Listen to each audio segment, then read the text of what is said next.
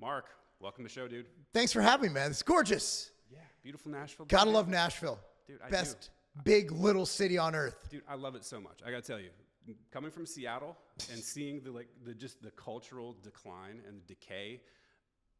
Oh my gosh, it was so refreshing moving here. Like, it's just the best. I live right next door in Brentwood, the bubble. If anyone, now, I don't think I can afford to live in Brentwood now. Like, it's nuts what people are paying for their houses. I'm like, I didn't think my house was worth what I bought it for when I moved there. And now I definitely know it's not worth what I bought it for. It's doubled. It is mad. It is insane. People are paying it. They're in a ton of debt, but they're paying it. Well, they're all moving from California. They're all moving from Seattle. They're moving from New York. Like, yeah, but even so, the prices aren't that much different. Are they really selling their houses for that much? Somebody's buying them in California. Yeah. Where is all this money coming from? The average American can't afford $600 in unexpected expenses, 80% plus, yet people are buying these $2+ million houses willy-nilly. It is crazy. Yeah, that's really wild, man. And so I want to talk to you about this. This is a really good intro. So I've been watching you while I got into your stuff on the health and fitness. So like, if you don't know about me, I went on a health and fitness journey starting about a year ago, like December 27th of 2023. So a little over a year. Lost like 72 pounds. Awesome. And I'm not there yet, but I'm really taking care of some serious problems, mostly around the diet. I got that really strict, and now I've moved on to more of the health and fitness, like exercising and that sort of thing. Okay. So that's where I started with you. And then I started paying attention. I was like, what's Mark? It's a good question. Mark's, are you MAGA? And then I saw you had Tom Woods. You went to lunch with Tom Woods like a month ago. That's my guy. Yeah, he's a good dude. How do you know Tom? I went on his podcast. You know, it's like you run in similar circles and you see each other. And I happen to be, you know, a weird combination of a health and fitness guy. Like, I've been on YouTube since the early 2010s. One of the first YouTube fitness channels was Tiger Fitness Channel. And, you know, throughout the years in 2020, I made a stand by not selling to a large grocery retailer because they enacted some mandates for the vaccine. And I thought it was, I just like, I'm not going to sell to them. And I've been telling people we would be carried there. And then I had an announcement. I had no idea people would care. And I'm like, hey, you know, I took the email, redacted out the emails, obviously. And I'm like, hey, you know, due to your policies, you know, until you get rid of these policies, I can't sell to you guys. I just can't consciously do it. Next thing you know, it's being retweeted by like Donald Trump Jr. and all these guys. Next thing you know, I'm on Timcast. And I'm like, there I am. I guess so. I'm a conservative now.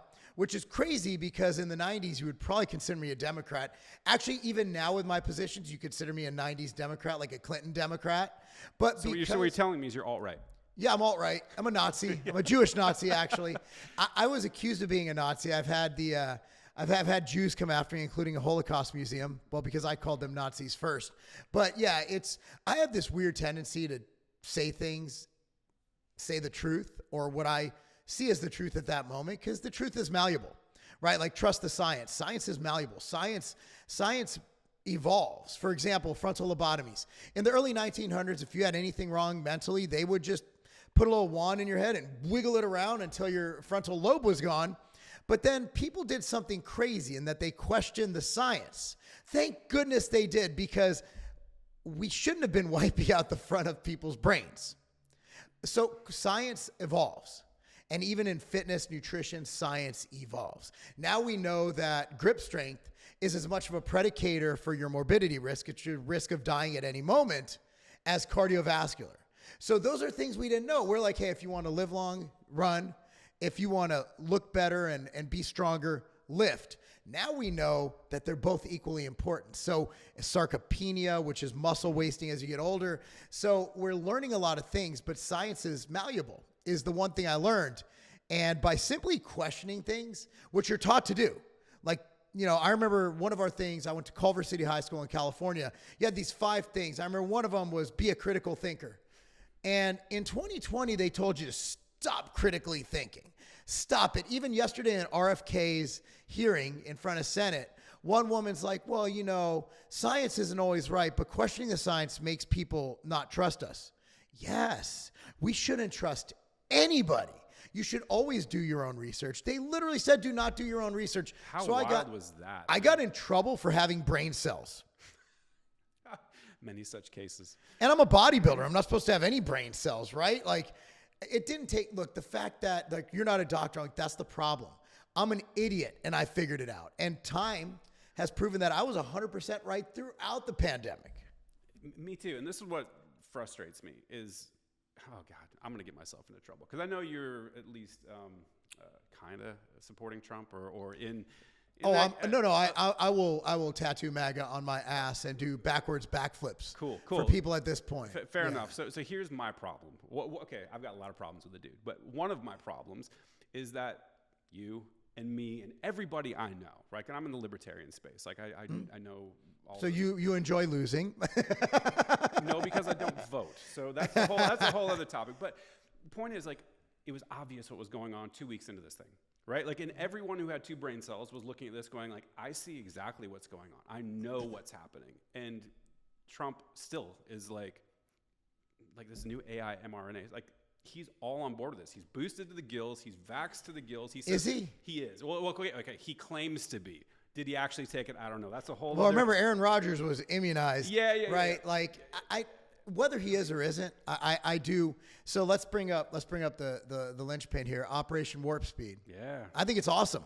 Let me explain. Ooh, creation of technology that people can use via their own discretion and option is fine. So putting forth, you think there's a country, because I remember when it first came, I'm like, I told my wife, I'm like, they'll have a vaccine for this in a few months. It'll be fine. So when they come out with the vaccine, that's informed consent, which they didn't. They gave you a blank piece of paper inside. That was what was, they had no informed consent. So the problem with the vaccine is the mandation of the mandating. Mandation, is that a word? We'll call it a word. Can we pretend that's a word? Sure. It sounded like a big word that would make me smart. Mandating a vaccine is the problem. Making people take something to go about their everyday life and to participate in commerce and travel is a problem. But the actual creation of technology is not a problem. mRNA, I was looking into that in the early 2010s for muscle building.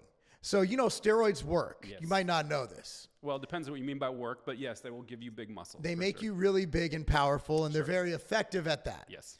mRNA, when applied to, is a wholly untapped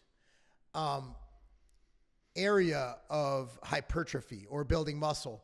So and I'm not saying I would ever recommend it or use it, but I remember we were talking about this mRNA technology. And the reason we stopped talking about it is because on the animal studies, all the animals ended up dying. So that's why we stopped talking about it. But we were talking about this in the early 2010s with implications to hypertrophy and muscle growth. That's why when it came out, I'm like, oh, I know all about mRNA. Then I'm like, wait a second, why did we stop looking into that? Oh, well, maybe they fixed that. And I'm not sure if they did. So that's why I was like, no, I'm not taking that. Because number one is I'm not going to take anything for it because I know the rates were actually lower than that. I'm not going to say the words that'll get us in trouble on YouTube. Thank you. We're lower than that of the seasonal flu. So when I read that, I was actually able to read the data because people don't understand, like in hypertrophy and muscle growth and reading, I can read studies. I read studies all day long. So I'm like, this data doesn't line up with what they're saying. And then I saw a lot of people get it and they got better. And then the main red pill for me is when, let's say, a college football player got it and they weren't even like, well, he feels like that. No, he'll be back in 10 days. So they knew that football player would be back in 10 days. They didn't say, well, we're worried about his well-being and if he's going to live. No, they're like, he'll be back. He's out for 10 days because of the policy. I'm like, wait a second. I thought this thing was the deadliest thing since the black whatever, the plague. Dead in the streets, Mark, on China. Did you see that? They just. But yet I noticed when healthy young males in general got it, they're like, okay, he got it. He'll be back in 10 days. I'm like, shouldn't we be worried about him not dying? No. We knew he'd be back in 10 days. So there were a lot of these things going on. And I'm like, no, I'm not going to take that. And then people were like, why wouldn't you take it? I'm like, well, why would I? Because you're protecting others. I'm like, hold on. That makes no sense. But did they take it? Yes. But if you don't take it, it doesn't work. I'm like, so the mental maybe I'm just dumb. But the mental gymnastics, I was not limber enough to be able to partake in that. So that's when I started questioning things. And that's kind of how I got it started in the whole, like, Tim Cast and Luke Rudkowski and all these guys, in that we kind of, and we got along, because I went on Tim Cast and I talked about business for an hour and a half. Right. And, I also run multiple companies. So, I'm not just a guy who's, I'll spew my nonsense about hypertrophy and some cool stuff about health and viral replication. Those are all things. I don't just do creatine. Like, I'm working at, okay, here's a vitamin supplement. So I've been working on viral replication, and I knew all about that back in the early 2000s when I started my first brand. We had a product called Noxidant, which was for Scivation, which is a company I owned and I sold in 2011. And it was about reactive oxygen species. And you look into all of that, and all the data overlaps. So that's where I kind of got into this all. Cool, and I'm really glad that you read the studies, because one of the things that frustrates me, like as somebody who's gone through that health and fitness journey and looked at the information that's out there, and also being a nerd, right? Like, I'm a computer science, so like I can look at data. I don't know what studies are. Is a lack of sophistication on behalf of not just a regular person, but somebody who maybe is an influencer in the space. Like most people read study says X, right? They don't even read the article. They read the conclusion. No, they don't even read the article. They read the headline. They probably retweet it.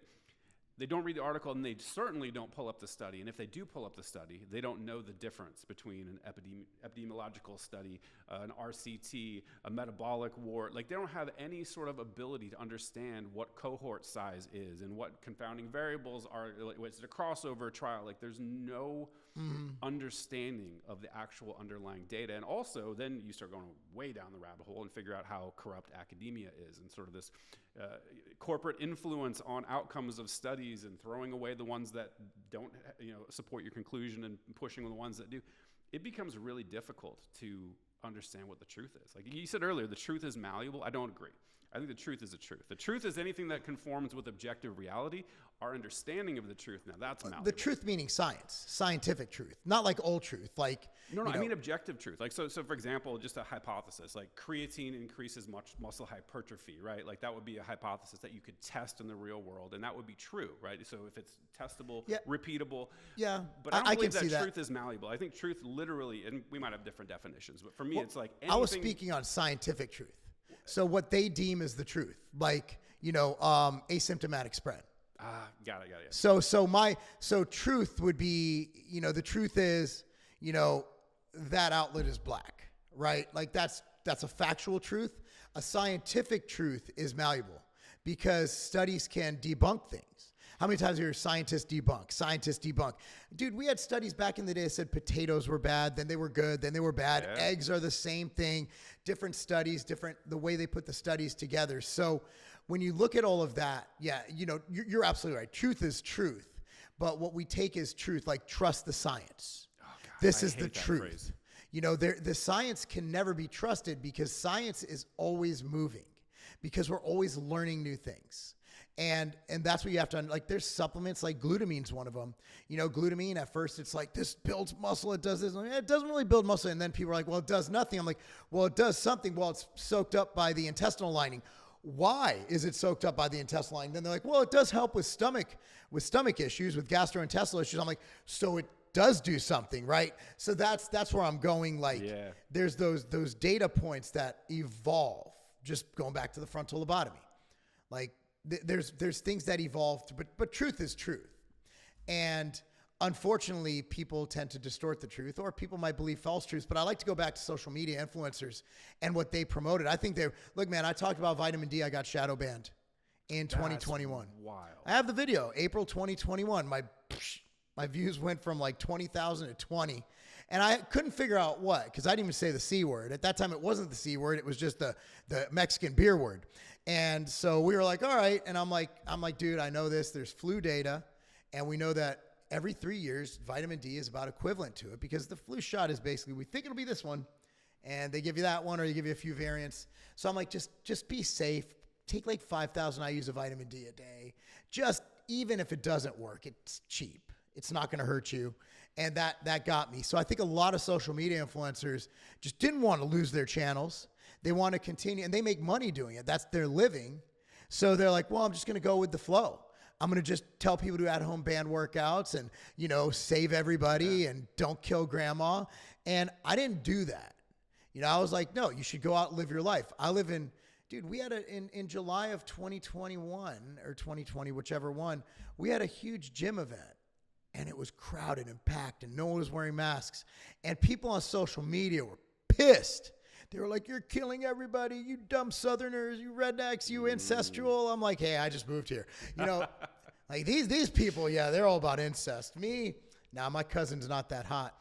But yeah, it's actually, I probably do have a hot cousin somewhere. But if you had a hot cousin, never mind. I cannot comment on that for like 9 reasons right now. A 9? That's it? 9 different reasons, most of them involving the area where we're shooting right now. Sorry, work. Anyway. You can't talk about it, cousins. I can't talk about a lot of stuff, man. I gotta be careful. Gotta be real careful. I have a board too, so I have to watch some things. Fair enough. Not enough things, but, you know. Well, hey, man, like, I'm totally vibing with all of that. I think we agree. I think we're using a little bit different language, but to get to the same point, which is the problem I've seen, and this is in every arena, it feels like, that this appeal to authority fallacy is primary. Like everywhere. It's like, trust the science is not actually trust the science. It's trusting Dr. Fauci or whoever the face of I am the science is, right? And any scientist worth their salt, as you know, their entire point is to not trust anything. You look at the data, and then you look at, you've seen studies, they're trying to disprove prior studies. Like maybe this study was conducted or designed poorly, and we're gonna actually test this again under more stringent controls. And then all of a sudden, oh my God, I found this thing. I completely debunked this entire thing, and it's actually wrong. And then we do away with that stuff. You know, science updates over time. There's no appeal to authority fallacy. There's no truth or objective fact in science that's unquestionable.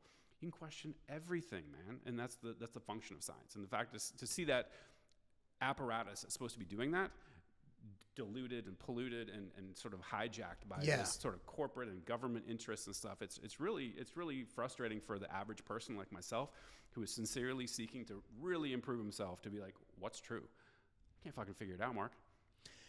So what's crazy about science is I have a good friend, his name is Dr. Jose Antonio, CEO of the International Society of Sport Nutrition. Been friends with him since 2001, like close friends. I remember one time, I think it was 2005, we were sitting down having lunch in Florida, nice outdoor, just to give you a set. We had a discussion about religion, and he's an atheist. Like, that doesn't make sense. There's a God. He's like, prove it. You know, and he's like, we need to run these trials. He was going over things. That was before I think we found the shrouds. But yeah, I mean, his thing was, sorry, wait a minute. Shrouds? The shroud, the shroud where Jesus is like imprinted in it. Oh, Shroud of Turin. Yeah, the Shroud of Turin. Yeah. So it was a fascinating conversation in how his mind works, because he's a data is everything type guy, but he's also a nuanced guy, like real world. He can apply it. But it was a fascinating conversation. And my thought was, well, there's no proof that there is no God. He's like, it's not my burden to prove that there. Oh, that's the old Reddit atheist trope. They love doing that one. But that's how the brain should work on scientists, right? Like, if you have a deep belief in God, you can be a scientist. You're just understanding that, hey, you know what? That's what faith is. Faith is the belief or the faith in having a belief in something that might not be totally proven. Have faith. We're going to lose this game. Have faith, right? It's faith in something that probably won't happen, but you have that faith. I like to have faith. It's a get out of jail free card. Look, there's no wrong in having religion. There's no downside to being religious. I disagree. I get your point. I get your point. You're going straight libertarian. Well, no, I'm not. And by the way, I'm an atheist, technically, agnostic. Both those things are true. Okay. You can be an atheist and an agnostic. You Absolutely. can be a believer and an agnostic. So anyway, like, that's where I'm coming from, but I'm open to the idea. And Yes. I'm not one of these people that's like, so your burden. Like, no, let's have a discussion about it. Like, I'm interested and open to the idea, right? And so I want to get your take on, like, what do you think about this, man? Because you're Jewish ancestry, at least. Like, what are your beliefs, and how did you come to them? Well, I lean Christian. I have unexplained events that atheists would deem as coincidence that are completely inexplicable coincidence, in my opinion. Like certain events happened that led to something that showed that it was my calling. Again, could have been coincidence, could have been something that I willed it into existence by wanting it, or just stuff like it just happened. But so my opinion on religion is pretty simple.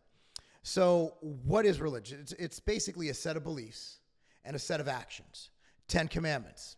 So let's put it to you this way. If a society lives via the 10 commandments, they abide by the 10 commandments to the best of their ability, is it better or worse than a society that has no set of rules and beliefs of that nature? Do not covet thy neighbor's wife. Basically, don't kill people, don't steal. Pretty simple things. It's a set of laws. So if someone is to live by the 10 commandments, the 5 pillars of Islam, tenets of Buddhism, whatever, does that make society more or less functional? Does a society who has couples that marry and have children do better than a society just propagating women with kids from, whatever? We're just having kids, having a bunch of single moms running around. And also, if you believe and there is no God, you die. If you believe and there is a God and you believed in that God and you get redemption, you go to heaven.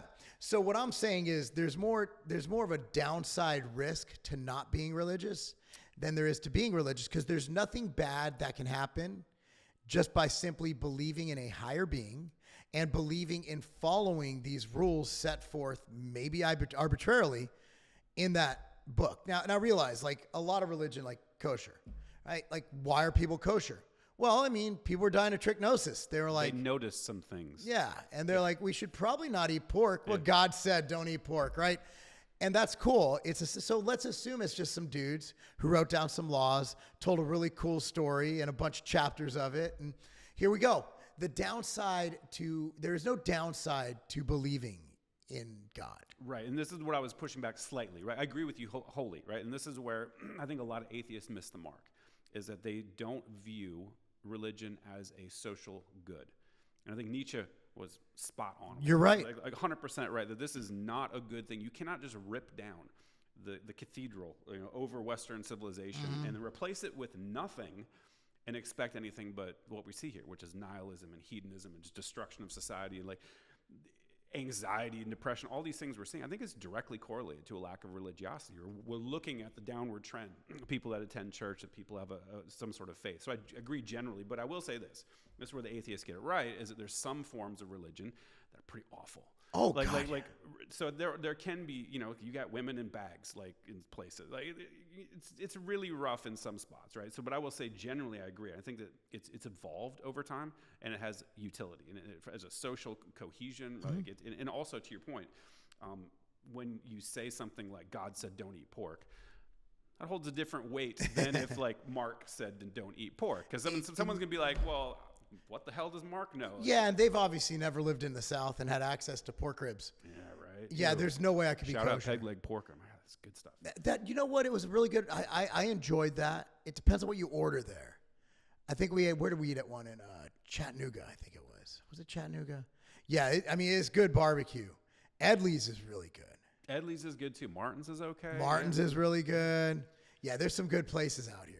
But anyway, we're diverting. I'm hungry. It's lunchtime. Yeah, it's about to.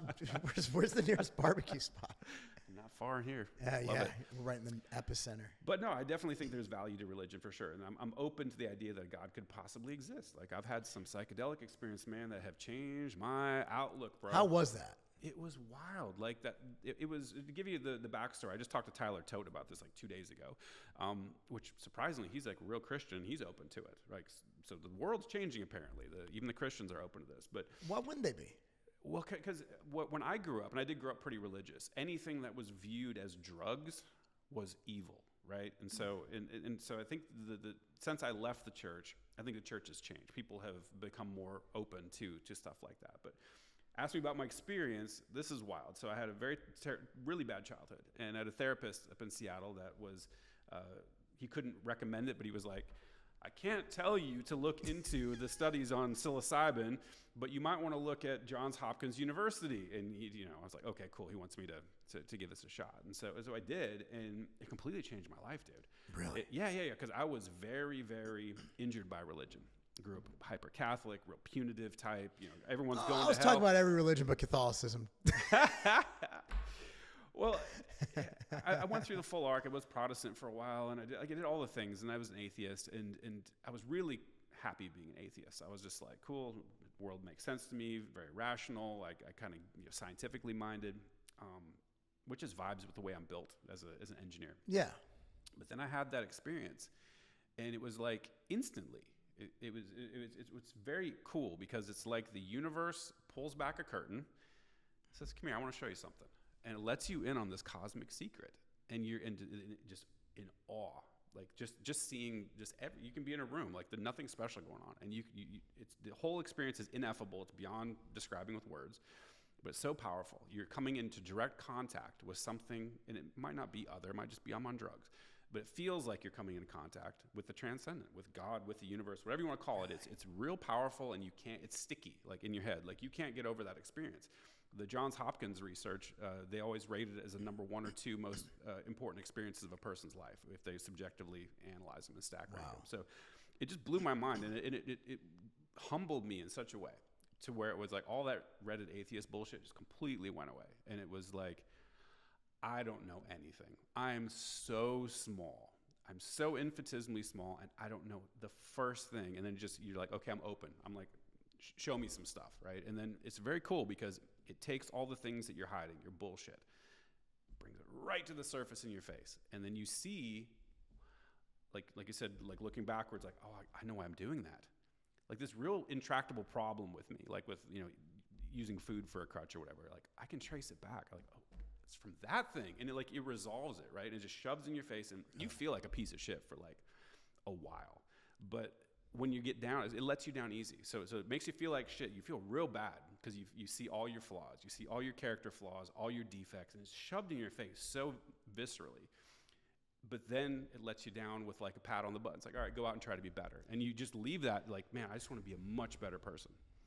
I have no interest in trying that whatsoever. I don't want to see the flaws. I am not I'm happy recommending with my flaws. Anybody try this, by the way, YouTube. I am not recommending it. And that's not just for the algorithm. Like I literally would not recommend somebody do that unless they wanted to and they've done their proper research and the safety, and there's a whole protocol around doing it. Do not use this flippantly.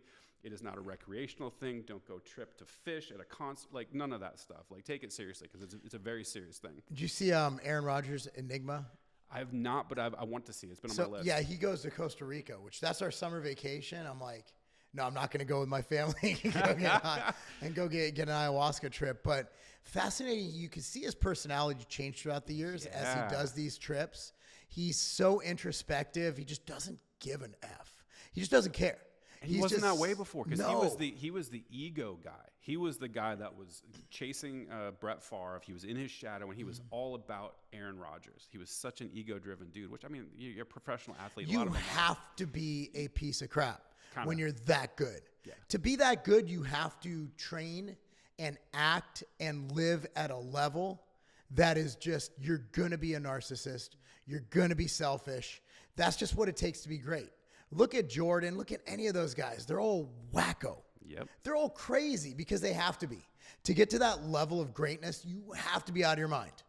All those guys are not right in the head. But Rodgers was fascinating in that he took a huge risk, because he could have just gone with the whole, I got the shot, I'm good to go. But then he just ended up going all in, and I think he saw it as his calling and his duty to do it. I don't think he would have done it before the ayahuasca. Probably not. I don't think Aaron Rodgers 2015 would have done it. But now he actually had a good year. He actually threw pretty well this year. I mean, he's in his 40s now.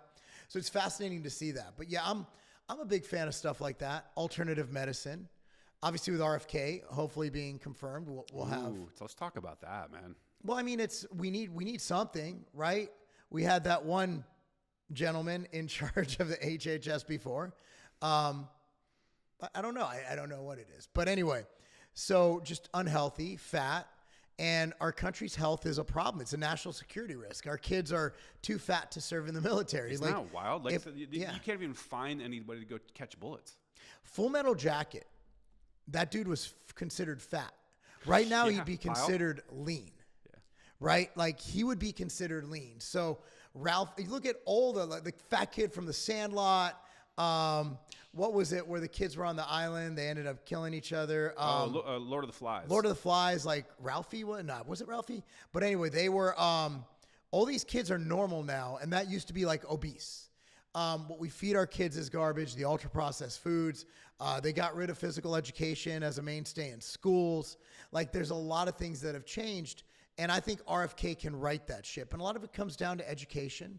Michelle Obama actually tried a little bit with the school lunch program, if you remember that. I remember But that. conservatives went wild. They're like, don't tell our kids what to eat. It's like, okay, I can say a lot about Obama, but trying to make better school lunch, and granted, the stuff they were putting as an alternative was bad. Of course. So, I mean, but she kind of set the stage for, okay, we need to kind of look into this. Like, what is healthy? What is best for our children and adults? Like 70% overweight, 40+% obese. This is all data from 2019 before everybody sat home for a year and just had food and alcohol delivered. So, yeah, we need to do something, and RFK is the guy. Like, he is the guy for it. And also, like, transparency. Like, we need full transparency, like on the vaccine studies. Like, my kids they had all their inoculations, all of them. I'm not going to give them that new shot. They had all of them. You know, I'm not mad at that. If they need a meningitis vaccine to go into school, I'm not mad at that either. It's been around for a while. It's fine, whatever. Now, the problem is we put them very close together. Like, boy, and they got to, like, within the first couple of days, man. Like, can you wait? Yeah, I mean, we need to spread them out more. Maybe that's something we should research. But the thing is, if you look at the statistics, there's a direct correlation with certain issues, development issues and mental issues and conditions and autism. Look, man, correlation is not causation, but I'm not saying it is. I'm saying, can we study it? And that's all I had to say about the vaccine, that's now called the vaccine. I don't need to say what vaccine it is. My thought was always like, hey, we need more data. People are like, no, we don't need more data. I'm like, when in the life of anyone's history have we ever said we don't need more data? We always need more data. There's never enough data. We need more data, more data. I'm sure you've done analytics in your job. Oh, yeah. Is there ever such a thing as more data? There's never such thing as too much data. Like, never. Yeah. No, I want the more most data possible. Let me sift through it. I'll Yeah. analyze. I'll do the regressions. It's fine. All data, all the data, but they're like, no, we don't need more data. Now you're fine. It's safe and effective. I'm like, okay, based on what data? Well, we can't show you that data. No, you know what's messed up is that they didn't even show the FDA that data. I don't know if you know that. Like, this is the craziest thing, is that Pfizer and Moderna did the studies, right, apparently. They provided a report summarizing their data. They would not let the regulators look at the source data. It was trust me, bro, and everybody went with it. It was crazy. And this is the thing that bothers me about that whole era, and this is why I saw it coming so clearly, Mark, is because I saw the same movie, and it was called 9/11. Like, the same thing, same playbook was rolled out, and the first thing you have to do is scare the shit out of people. If people are afraid, people will give up their rights willingly. They will come bring them to you, wheelbarrow loads, dump them at your feet, saying, take my rights, just protect me. 9/11, you're trying to get us canceled today. Man,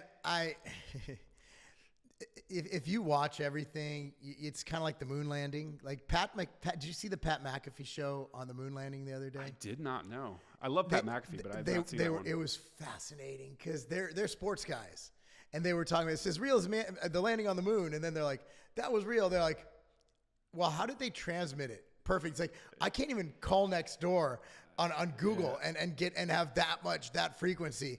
Well, it was patched in. They were just going over all these intricacies of it. They're like, well, I don't care if it was fake. America still won. McAfee's like, USA. And then they all start chanting it. It was how much of history is written by the victors, right? Yeah. How much of what we learned in history is fake? So much is bullshit. What actually happened? Even in our lifetimes, like Operation Desert Shield, Operation Desert Storm, 9/11. What is real? What is real? I have no idea, because 9/11, every year something new comes out, and I'm like, because I was that guy, because remember, man, I grew up I'm a Jew from LA, right? Like, I grew up just like whatever the government said, you trusted them. Mm-hmm. You trusted everything. If they told you to do something, done. Oh, you need to get this shot to go. Done. No problem. Not even going to question that. And when 9/11 came out, I remember we had an office because I worked at American Media, the Inquirer, the Star. Mm-hmm. They bought the company I worked for was Weider Publications, Muscle and Fitness. I remember Weider. I used to read Weider magazines back in the day. That was me. And so we were acquired by American Media. We had an office in New York. We had that anthrax threat. Yeah. That was us. And I remember it was like, we were freaking out. Oh my God, did they hit us? This and that. Like, it was crazy. And so for the next 10 years, if someone even hinted that it might be an inside job, I'll punch you in your face. I'll punch you right in your face. And then now I'm watching stuff and I'm getting, the same guy in me in 2020 who is now that, because I've aged, right? Like, I was in my 20s back then, now in my 40s, and now I'm like watching it and I'm like, oh no, don't tell me that. No, I'm not going to go there and say it was definitely, but there are some red flags that make you look and say, oh, now I see why people were questioning this. Yeah, it's wild, man. Like, people love to believe the government wouldn't do whatever. But you mean like assassinate JFK? Boy, that's some wild shit. I was talking something like we all agree upon, like the Gulf of Tonkin incident. False flags. Like, this is real. Stuff like this happens all the time. Well, JFK was a sitting president. Yeah. Taken out by our CIA. I don't think anybody even like argues that anymore. Nobody's like, yeah, it was a lone gunman. Everyone's like, CIA, bro. Well, doesn't that kind of frighten you that we have a government organization operating outside of the government? Isn't even supposed to be doing anything on our soil. But what they do, we need to get rid of the CIA, man.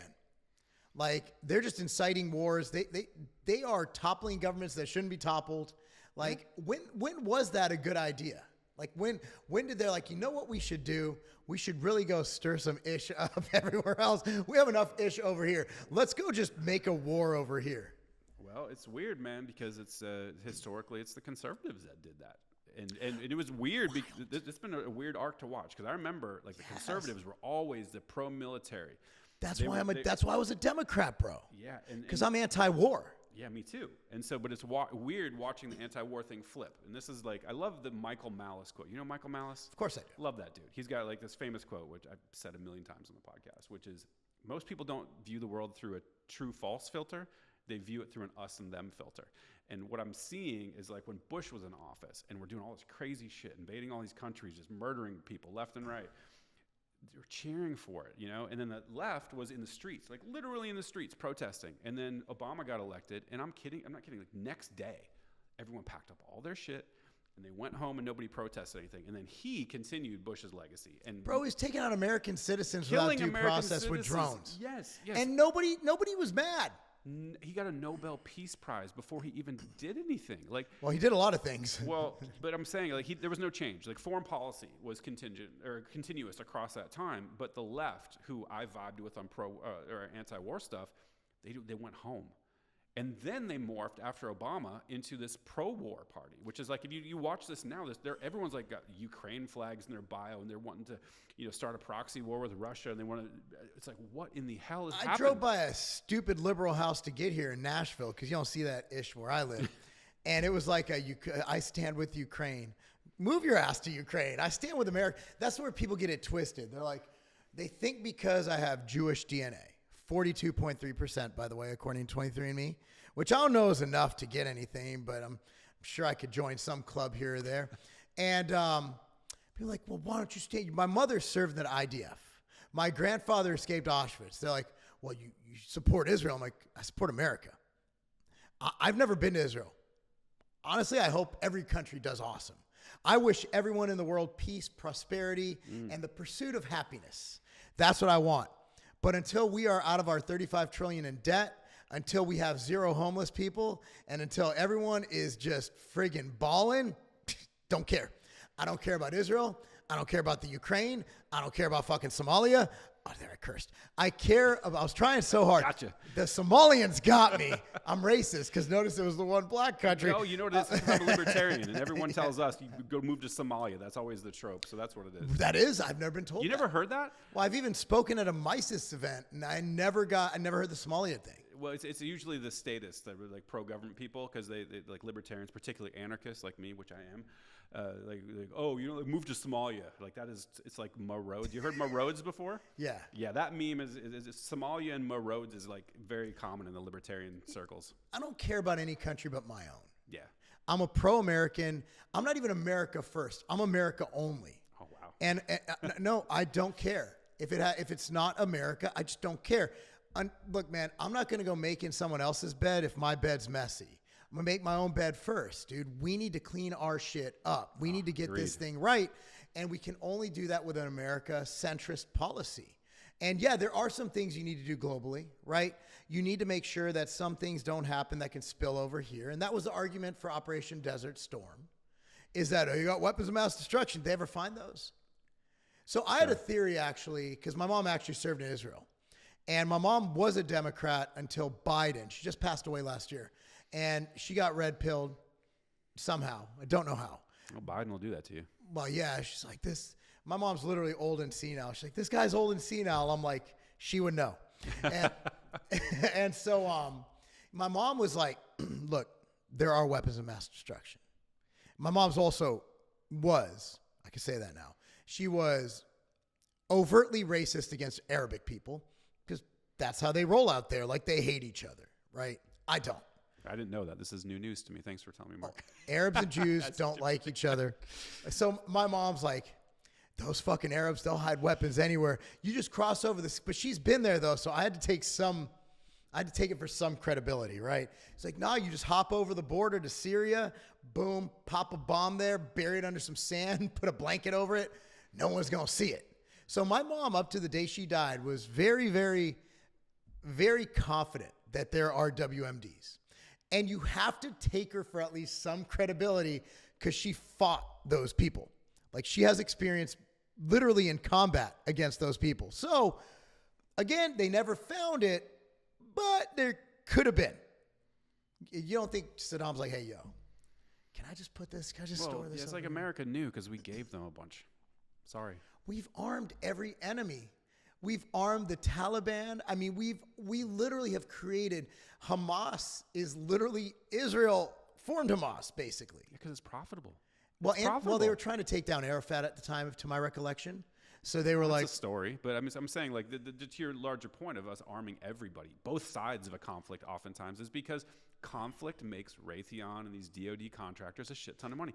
Yeah. Bombs that don't explode don't need to be refilled. Those orders don't need to be refilled, man. Like, you're right. It's a constant economic process going on. But I mean, we could just be honest here. Like, whatever problem there is, it's the Jews' fault. At least you can admit it, Mark. It's just me and Jake Shields, man. So there's one thing you got to know. You know who Jake Shields I do. is. Yeah. I would never fight the guy. And if he wanted to fight me, I'd run, and he'd probably catch me. Into that, I'd cower like a little child, and I'd go into a fetal position and cover my face and hope that there's 10 people to pull him off of me.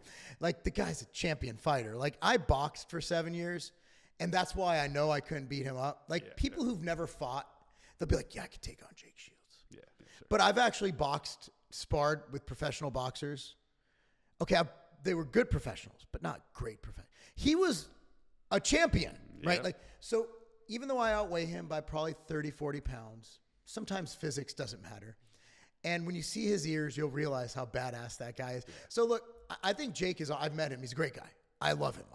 People get mad at me like, how are you friends with Jake Shields? How are you friends with Lucas Gage? I'm like, because I base my relationships with people on my interactions with them, not on their opinions. And I know that's hard for people to digest, but like, we can see differently. But I've known Lucas Gage, always been so nice to me. He's always been great. And he's one of those, well, you're one of the good Jews. I'm like, shut up. What the hell does that even mean? He's like, he's like, well, now you see it. I'm like, so what do you want me to do? Do like a video calling out the Jews? No, I'm not going to do that. That's stupid. But I understand there's the dopamine grift, right? Like beyond the money, because they all get demonetized sooner or later. When you end up like going from 10,000 to 1 million followers because you're saying things that people probably want to hear, that the Jews did it or this, I understand. Like it's a chemical reaction. So, I mean, has Jake gotten, does he believe everything he says? I don't know. But I do think there's some sensationalism online. Like, people get mad when I clickbait. This is the best study you've ever seen on my thumbnail. And then it's like, the study wasn't the best. I'm like, yeah, but you clicked it. You know, I don't know. I don't know how much of that is legit, how much of that is true. But a lot of the Jew haters, they're actually good people. Candace has met Candace. She's awesome. I'm like, I don't think she's a Jew hater. I think she's saying things to provoke conversation. And it's hard to tell, man, because to your point, there's so much algorithm capture and audience capture and people saying stuff because they want, you know, like people like Milo Yiannopoulos was like one of the first people that did this, like just inflammatory to be inflammatory, then get eyeballs and get people looking at you. And you never really know what people, like how sincere they are about stuff until you know them on a personal level. So I look at that stuff and I take all of it with a real big grain of salt. I'm like, I don't know what you're really about. To my knowledge, Jake has never beat up a Jew, except in a ring. So if Jake actually starts going out and laying his hand, then I'll be like, yeah, he really doesn't like Jewish people, right? But like, it's rhetoric, it's words, and I'm all about, look, and here's the thing. Tim Pool says this best, like, I'm not going to stand up for someone's free speech when they were against free speech. These guys are pro free speech. You know, do I have to like what you say? No, but do I respect your respect your right to say it? Yeah, you do have a right to say it. Now, of course, the left, who's been censoring us for years, you have to shut them down. Don't care. Like, if you don't believe in it, then I'm not gonna defend your right to free speech. But people like Jake, and they're not telling Jews that they should be like held a different standard of speech.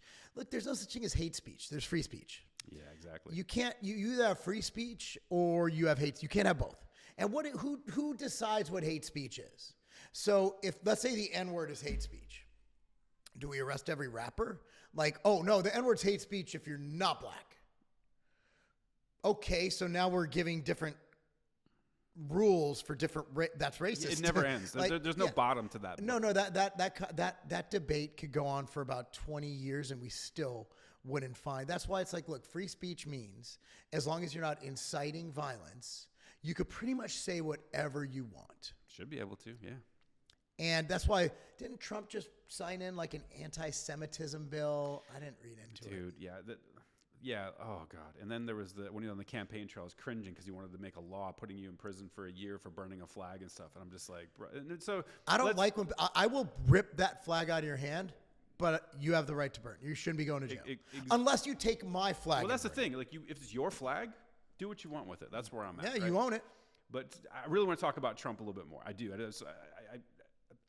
Knowing that you're MAGA, I'm like, I have some questions. So the debt you call it, $35 trillion in debt. That's, for me, that's almost like a single issue because I'm an economics nerd. Huge issue. As most libertarians are. We're nerds. The math don't math with that.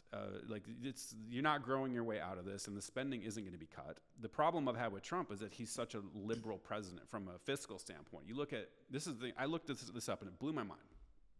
From George Washington up until Barack Obama took office, that amount of debt that we accumulated, Trump accumulated more in one term, in 4 years, than that combined. You got to factor in COVID. I understand that, but he also, this is the thing that bothers me about him with COVID, is that like he wasn't showing any restraint. First of all, before, like he was on record spending binge way before that happened. And then COVID kicked in, and it was just like all bets were off, and he was begging for more. He threatened to veto a spending bill one time when he was a president, and it was because it wasn't big enough. It was the relief thing. I want more money. I want more money. I want more money. It was like. Well, I think that he's learned a lot. I think that he has. I hope so. Well, I mean, he has Doge. They stopped the shipment of $50 million of condoms into Gaza. That's crazy. Well, I mean, dude, first of all, I hate condoms. I didn't see coming. I got a vasectomy. I hate them. So I literally had a surgical alteration of my nutsack to never have to wear a condom again. You know what my favorite dessert is? Cream pies. But anyway. Okay. Trying to get my channel demonetized, dude. I did not say a curse word.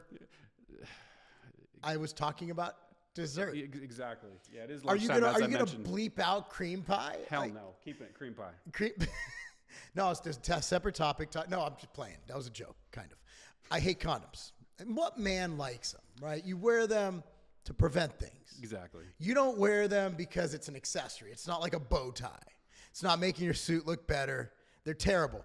But anyway, so with Doge and Elon involved, who I think we can argue is a very smart individual, with the cuts he's already made, and, talking about the DEI and those things, cutting that funding, firing a ton of federal employees with severance. He's like, hey, we're going to give you, think about it, he's paying for 6, I think, till September. So he's paying for like 7-8 months, but then they're gone.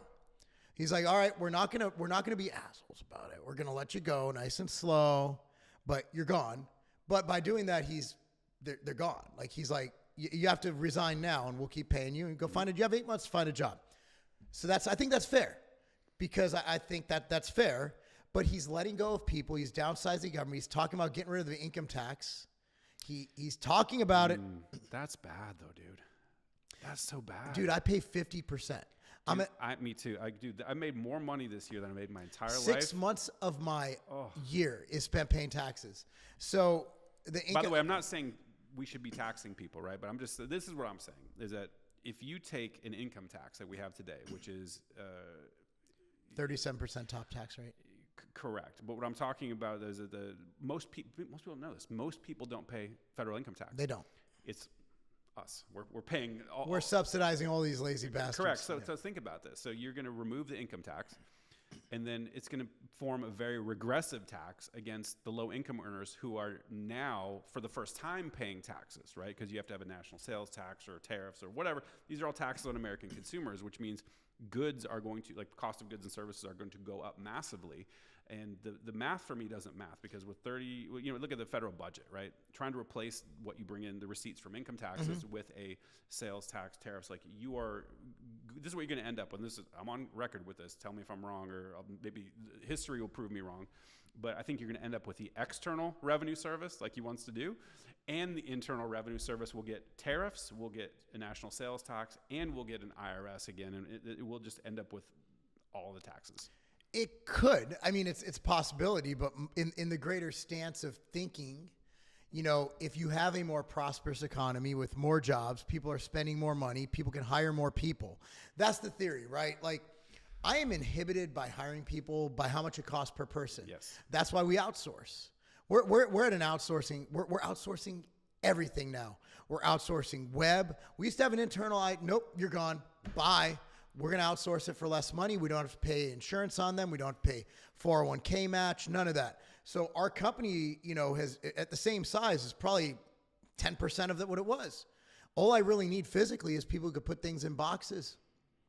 Other than that, all these things that, like, I'm the brains. I'll do the formulations. If I need any help from somebody who might know a chemical algorithm that I don't know, or how to flavor something, maybe I have an issue because I flavor my own products, right? So maybe I'm like, hey, what excipient do I use to cut out this bitter taste? Oh, there's a bitter mask here. Cool. That can be outsourced, right? So what you're seeing now is the outsourced economy, and a lot of it's going overseas.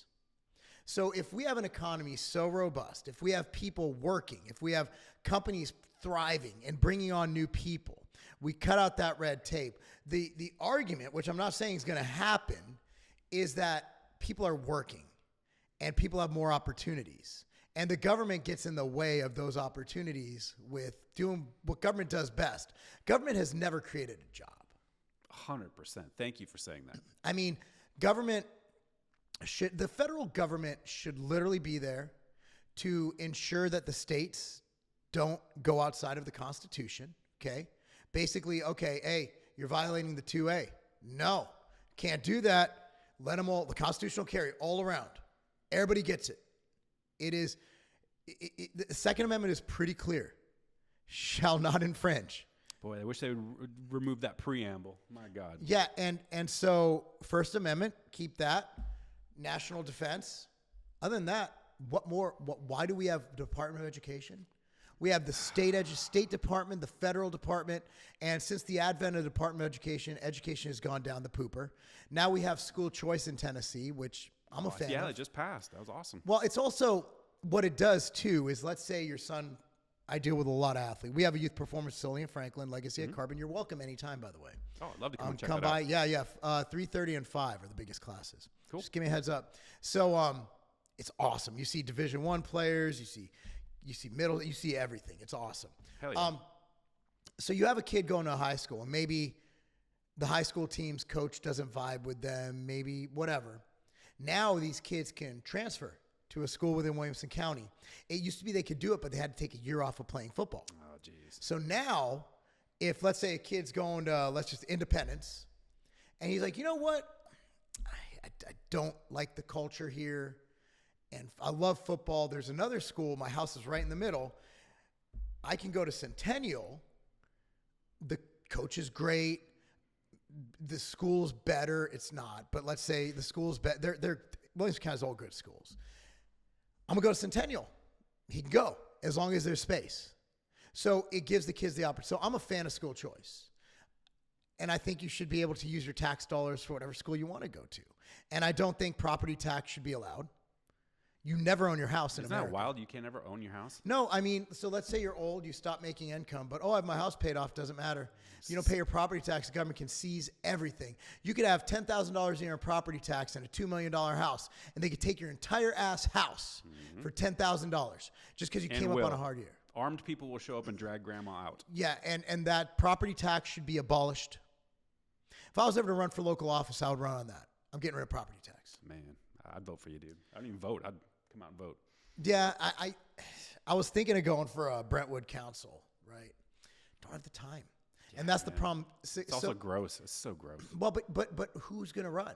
Like, no offense. I know these people are great people, but everybody in there has no kids, so they have no skin in the game. And they're old as shit. They're like 80. So, like, you have a bunch of Joe Bidens running around, running your city, and then shit would happen in Brentwood. People, how'd that happen? I'm like, you elected them? Well, who else do I vote for? Good point. Because if people like me are too busy running businesses, like people like me would, dude, if you had 3 people like me, there's another guy, his name's Kip, great guy. You had us running the city, dude, it would be crazy.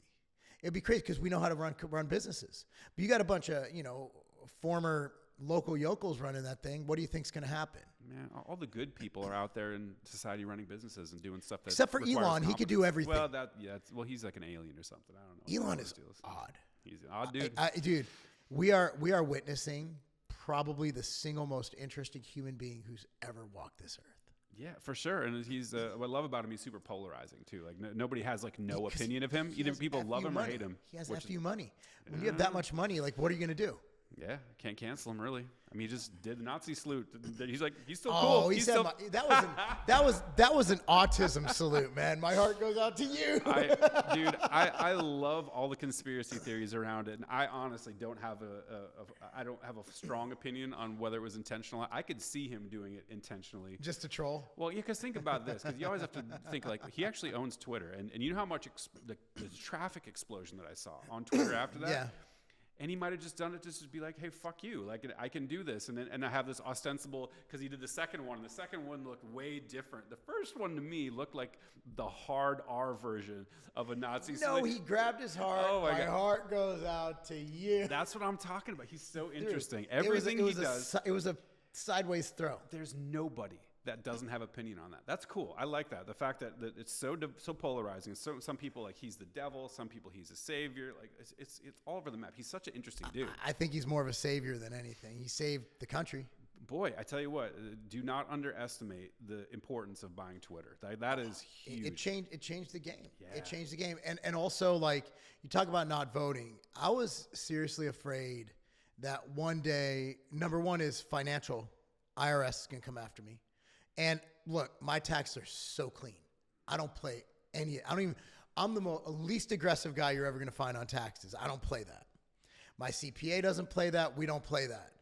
But, you say something against the government. You saw what they did to the J6ers. It was only a matter of time. Come after you. Kamala gets elected. Dude, FBI showing up at my house. Hey, did you, on your podcast, did you say something about Biden being, I'm like, yeah. Like they were showing up at random people's houses who didn't have anything to do with anything, who were just people shit posting online. So I think that if there's any reason you should have voted for Trump, especially for someone like you as an opinion, it's to not go to jail. Yeah, maybe. I don't see any value in it. Like for me, I don't think you vote your way to freedom. I mean, you can get more or less, like in the short term, but ultimately, I think it's a downward spiral. Because you look at this. Where do you get freedom? You don't get freedom. So you're talking the only way through is an armed revolution? No, I'm not saying that. I think there has to be an acceptance of everybody about certain things, like libertarians talk about the non-aggression principle, right? Like ethical behavior towards other people. You don't initiate violence against people. It has to be off the board. No, but for the left is a cult. The right is too, though.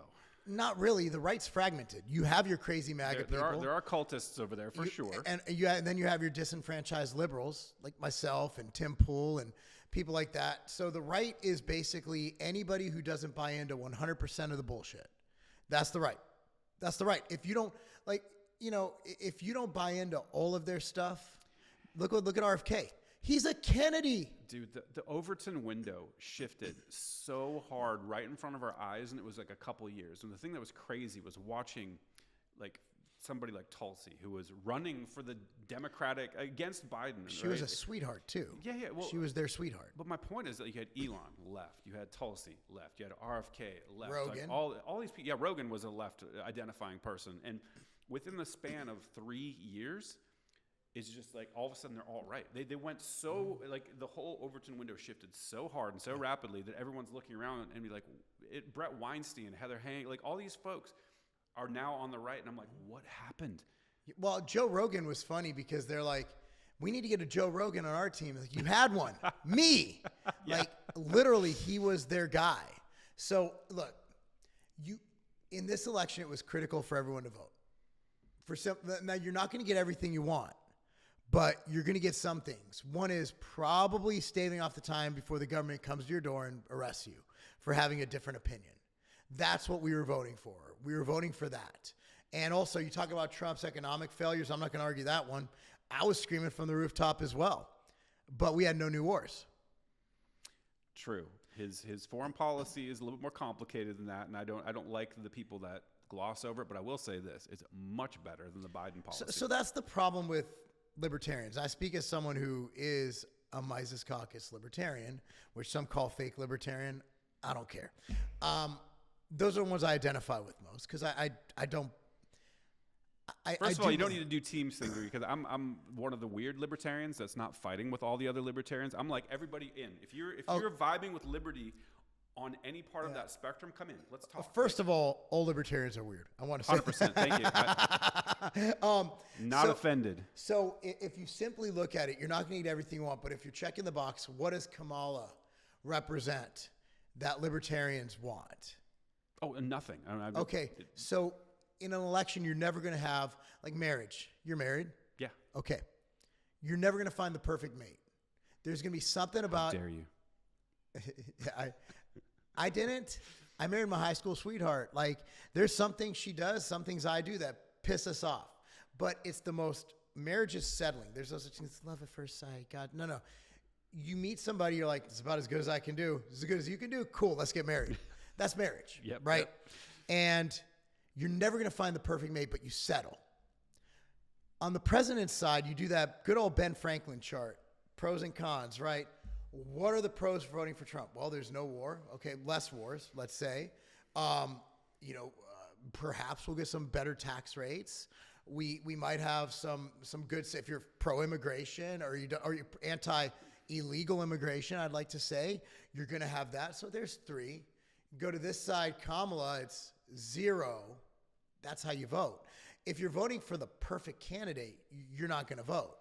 And then, voting is it's the only thing we have because you're not going to change the opinion. Have you ever tried talking to a leftist?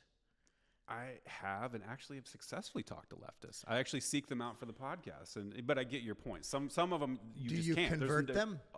I don't look to convert people. That's another thing too about me is that I look to have conversations with people. Well, that's what I'm saying. So you're voting against them. So you need to cancel out that crazy person's vote. Yeah, and the problem, and this is where the autistic libertarian in me comes up, is like I have almost equal problems with people on the right and the left, and that's a tough spot to be in because you're like, well, I don't want any of this shit. Equal? Not equal, okay?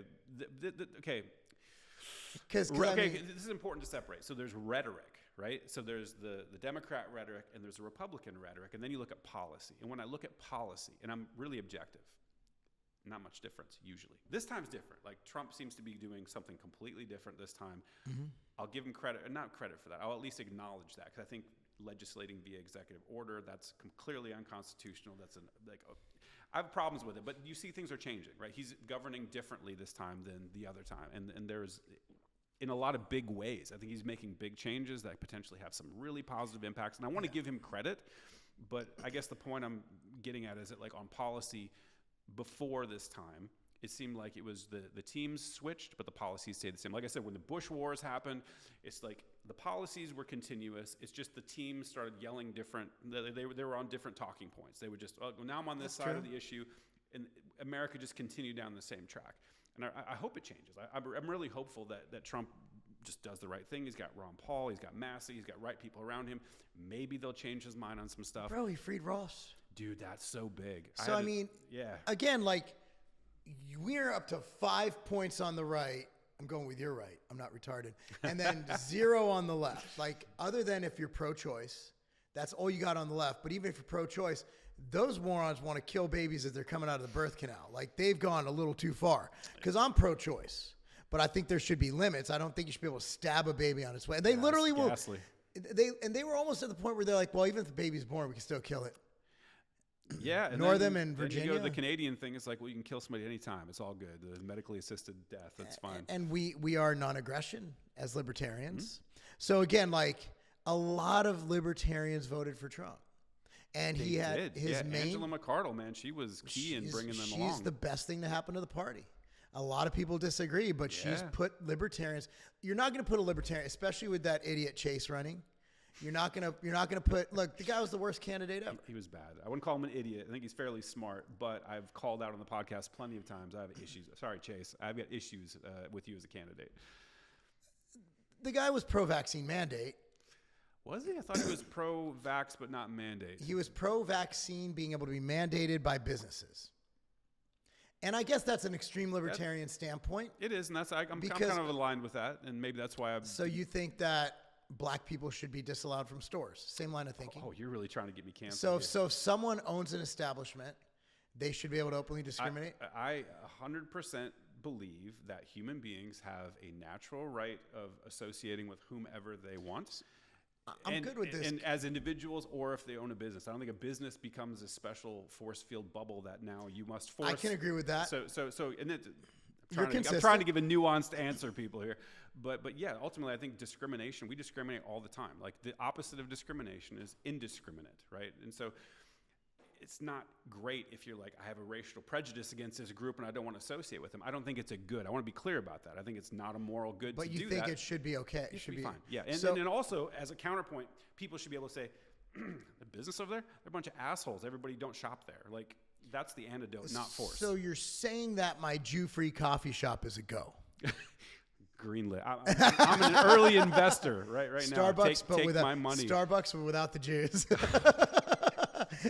I never should have invited you here, man. My channel is so dead now. I'm Jewish. I can say it. It's like you watch Fresh and Fit. Myron's just tossing the N-word out like it's no tomorrow. This N over here, this N over there. I'm on the podcast. So I'm like, just sitting there uncomfortably staring. I'm not uncomfortable. I just can't repeat it. I'm like, he's like, what do you think about that? I'm like, I can't say what you said. Oh my God. Yeah, it's fascinating. But look, I voted for Trump, but I'm not one of those Trump is the second coming. Now, it has been a great 11 days. It's been a phenomenal 11 days of winning, of getting things in that I really want to get in. But then you have stupid things like the anti-Semitism bill. Yeah, it's going to be a mixed bag. So we'll see how it plays out. And I want to be charitable to the dude. And I do want America to do better. And I'm not like one of those assholes that cheering for the downfall.